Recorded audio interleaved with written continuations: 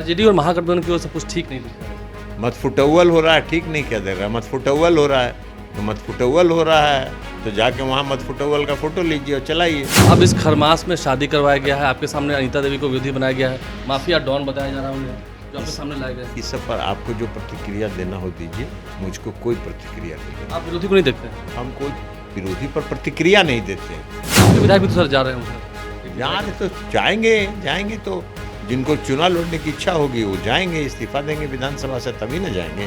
कई वर्षों से 3 टर्म से जिस तरह से हम विकास के काम को आगे बढ़ाते रहे, उसी तरह विकास के काम को आगे बढ़ाएंगे। नमस्कार, मेरा नाम आलोक है, आप लाइव स्ट्रीज देख रहे हैं। एक बार फिर से जेडीयू ने ललन सिंह पर भरोसा जताया है। देखिए, ललन सिंह जो कि जेडीयू के राष्ट्रीय अध्यक्ष रहे, नीतीश कुमार के बेहद करीबी रहे, वे मुंगेर से चुनाव लड़ने जा रहे हैं। आज जेडीयू ने अपने प्रत्याशियों के नाम की घोषणा कर दी है। वो लिस्ट हम आपको इस वक्त स्क्रीन पर दिखा रहे होंगे। सभी उम्मीदवारों के नाम की घोषणा कर दी गई है विधिवत रूप से। और ललन सिंह, देखिए, मुंगेर लोकसभा सीट पर बात सामने से निकल के आ रही थी। पहले से ही मुंगेर में उम्मीदवार तलाशे जा रहे थे। अब ऐसे में इस खरमास महीने में ही शादी कराई गई। अशोक महतो, जो कि बाहुबली बताए जाते हैं, अशोक महतो की शादी हुई अनीता देवी के साथ। अनीता देवी अब प्रत्याशी होने जा रही हैं मुंगेर से आरजेडी की, यानी कि महागठबंधन की। फिलहाल महागठबंधन में भी ऑल इज वेल दिख नहीं रहा है, लेकिन ललन सिंह के सामने अनीता देवी ही चुनावी अखाड़े में उतरेंगी। अनीता देवी को सिंबल भी दे दिया गया है लालू प्रसाद यादव की ओर से।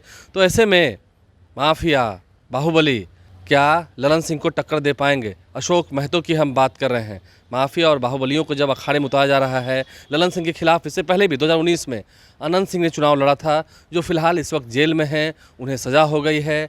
अब ऐसे में नीलम देवी तो वापस एनडीए में आ चुकी हैं, लेकिन ललन सिंह के खिलाफ इस बार कितनी बड़ी लड़ाई होगी? ललन सिंह अपने विरोधियों पर कुछ कहना नहीं चाह रहे हैं। ललन सिंह से हमने खास बातचीत की है, ज़रा सुनिए। सर, नीतीश कुमार ने एक बार फिर से आप पर भरोसा जताया है। आपको हम नीतीश कुमार जी और पार्टी के नेता पर का आभार व्यक्त करना चाहते हैं कि फिर से मुंगेर संसदीय क्षेत्र से चुनाव लड़ने के लिए उन्होंने मुझको नामित किया, मुझ पर भरोसा किया है। उसके लिए हम उनका आभार व्यक्त करते हैं और हम उनको ये विश्वास दिलाते हैं, नेता को अपनी ओर से ये विश्वास दिलाते हैं कि आपका जो संकल्प है, आपका जो लक्ष्य है विकसित बिहार बनाने के लिए, उस विकसित बिहार बनाने के लक्ष्य में मुंगेर संसदीय क्षेत्र के अंदर जिस तरह हम पिछले कई वर्षों से 3 टर्म से जिस तरह से हम विकास के काम को आगे बढ़ाते रहे, उसी तरह विकास के काम को आगे बढ़ाएंगे और उनका जो विकसित बिहार बनाने का लक्ष्य है,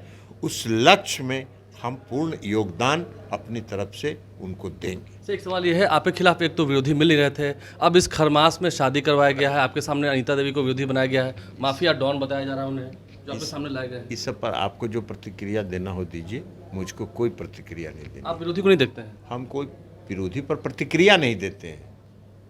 विरोधी पर हम कोई प्रतिक्रिया नहीं देते हैं। चुनाव लड़ना है, जिसको भी लड़ेगा।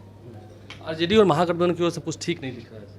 मतफुटौल हो रहा है, ठीक नहीं क्या दे रहा है, मतफुटौल हो रहा है तो मतफुटौल हो रहा है तो जाके वहाँ मतफुटौल का फोटो लीजिए और चलाइए। आपके विधायक भी तो सर जा रहे हैं उधर। यहाँ तो जाएंगे तो जिनको चुनाव लड़ने की इच्छा होगी वो जाएंगे, इस्तीफा देंगे विधानसभा से, तभी न जाएंगे। आपका एजेंडा मुंगेर में सिर्फ मेरा एजेंडा एक ही रहता है चुनाव में, विकास विकास विकास, जनता के सुख दुख का भागीदार, जनता के सुख दुख में शामिल रहना। इस बार बिहार में इस बार बिहार में 39 पार 40।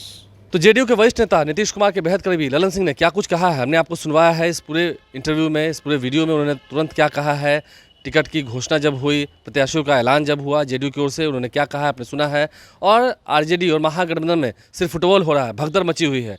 लेकिन जेडीयू के भी विधायक बीमा भारती ने जब दामन थाम लिया है आरजेडी का, देर रात को तेजस्वी यादव के यहाँ पहुंचकर उन्होंने जेडीयू के प्राथमिक सदस्यता से इस्तीफा दे दिया है और आरजेडी का दामन थामा है। चुनाव से पहले जेडीयू को झटका लगा है, लेकिन देखना होगा क्या बीमा भारती को भी टिकट मिलता है पूर्णिया से। पप्पू यादव भी कह रहे हैं मैं पूर्णिया नहीं छोड़ूंगा, उधर भी स्थिति डमाडोल है। तो ऐसे में ललन सिंह ने क्या कुछ कहा है अपने विरोधियों पर आपने सुना है। देखना ये है आने वाले समय में चुनावी रंजिश में क्या कुछ बातें निकल के आती हैं, क्योंकि ललन सिंह भी अप्रैल के महीने से वे पहुंचेंगे। जो जानकारी है 20 अप्रैल को ललन सिंह नामांकन पर्चा दाखिल करेंगे मुंगेर लोकसभा सीट से। इस बार फिर वे जनता के बीच जाएंगे, क्योंकि देखिए ललन सिंह कई बार सांसद रहे हैं। 2009 में वो चुनाव जीते थे, 2019 में भी वो चुनाव जीते हैं।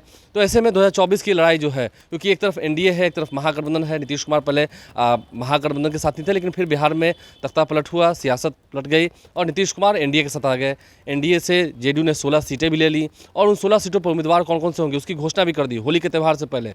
ललन सिंह ने क्या कुछ कहा है मुंगेर जाने से पहले, मुंगेर के लोगों के लिए उनके पास क्या एजेंडा है, आपने सुना है। लेकिन सामने बाहुबली अशोक महतो हैं। अशोक महतो से चुनाव कैसे लड़ेंगे ललन सिंह, आपने सुना है क्या कुछ उन्होंने अपनी बातें रखी हैं। हमारे चैनल को सब्सक्राइब कर लें, साथ साथ फेसबुक पेज भी लाइक करें। धन्यवाद।